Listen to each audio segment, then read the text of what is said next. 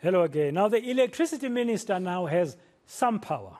President Matamela Cyril Ramaphosa has transferred all the powers and functions contained in Section 34, subsection 1 of the Electricity Regulation Act to Dr. Kgosientsho Ramokgopa. These were previously entrusted to the Minister of Mineral Resources and Energy, Vally Padayachee. Let's get some more reaction about this from Vally Padayachee, Chairman of the Management Committee of the National Rationalized Specifications Association of South Africa and a former executive manager at Eskom and Joburg City Power. Good afternoon, Vally. Welcome to today and thank you very much for your time. So these powers, what are they in your understanding? Because when I read that section 34(1) of the Electricity Regulation Act, it speaks more about the minister shall determine. Good afternoon, Dan, and a very good afternoon to your viewers as well, and thank you for inviting me once again. Essentially, and maybe as a disclaimer, I'm not a lawyer, but I do have a very good understanding of the space.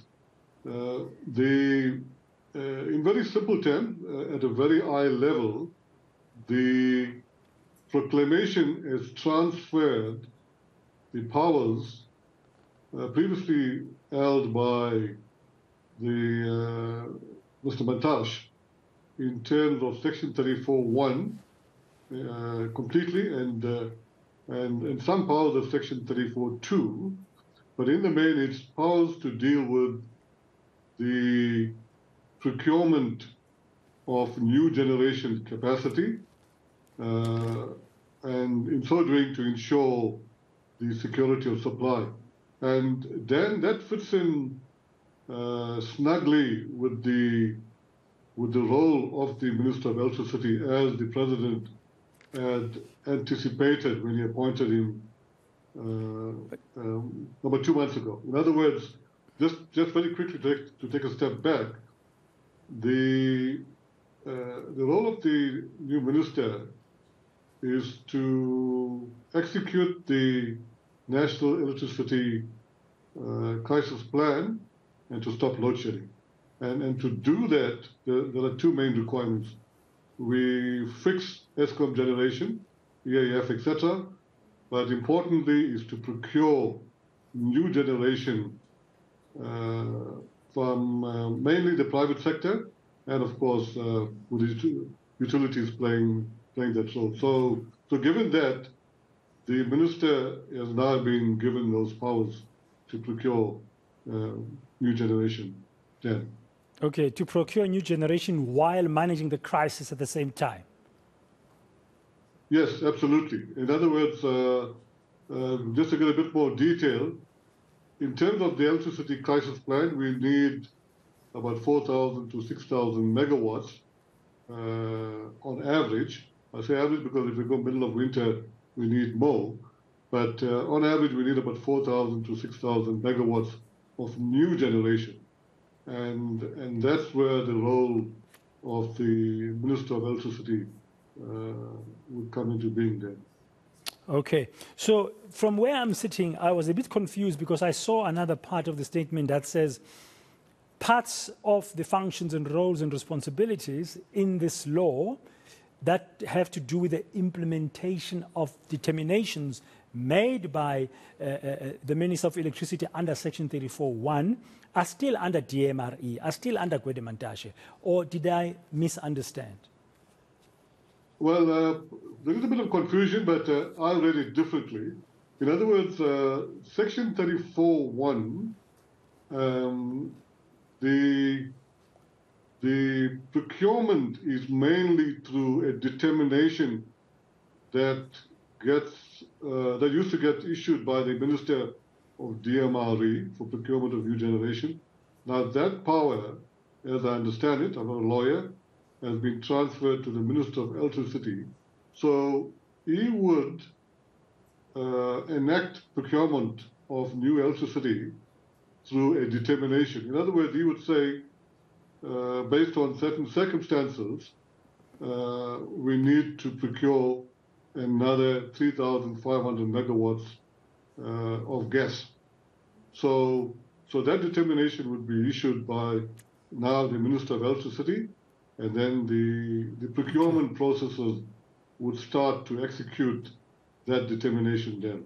Yeah, you understand this space very well, though you are not a lawyer, and thank you very much for your insights, Vally. So, I mean, we've been saying he has no powers, he has no... Now that's been clarified. This will enable his delivery?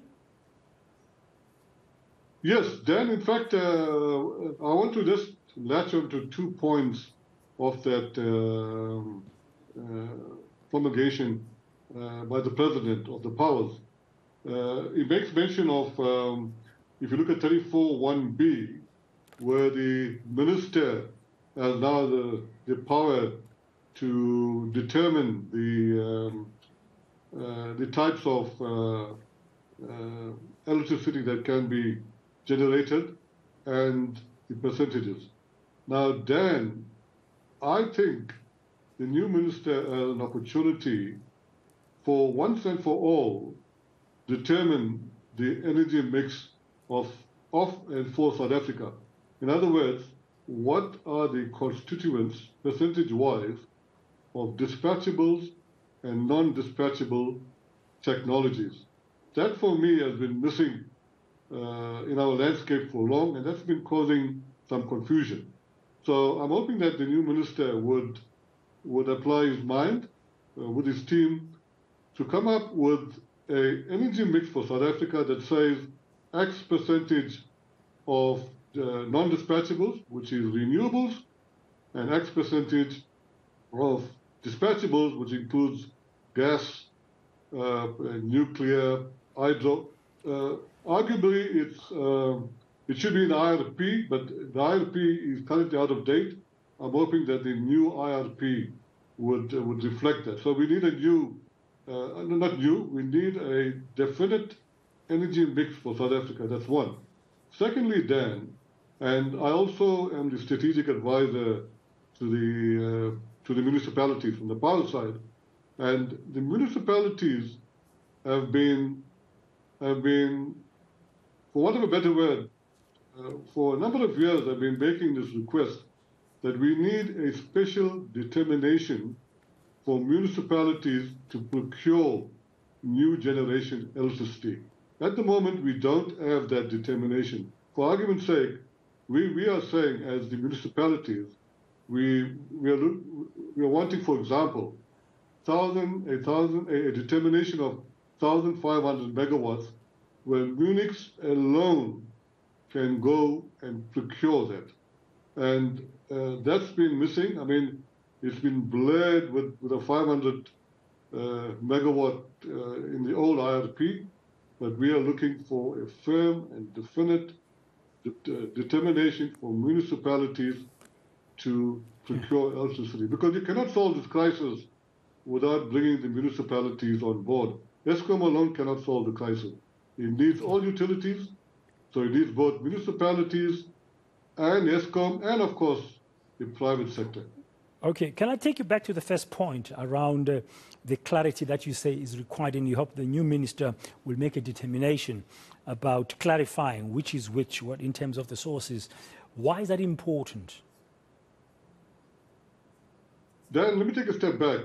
South Africa is committed to COP26, 27 in terms of the just energy transition, and we support it. I personally support that.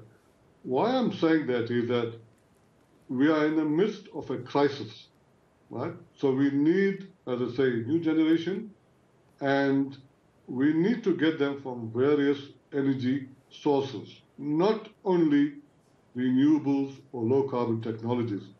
We need to, in this crisis situation, in South Africa has an abundance of what we call dispatchable technologies, meaning nuclear, hydro, gas, even clean coal technologies, right? So we need to tap into those technologies in this crisis situation so that we rather sooner than later are able to solve this crisis. Because there is a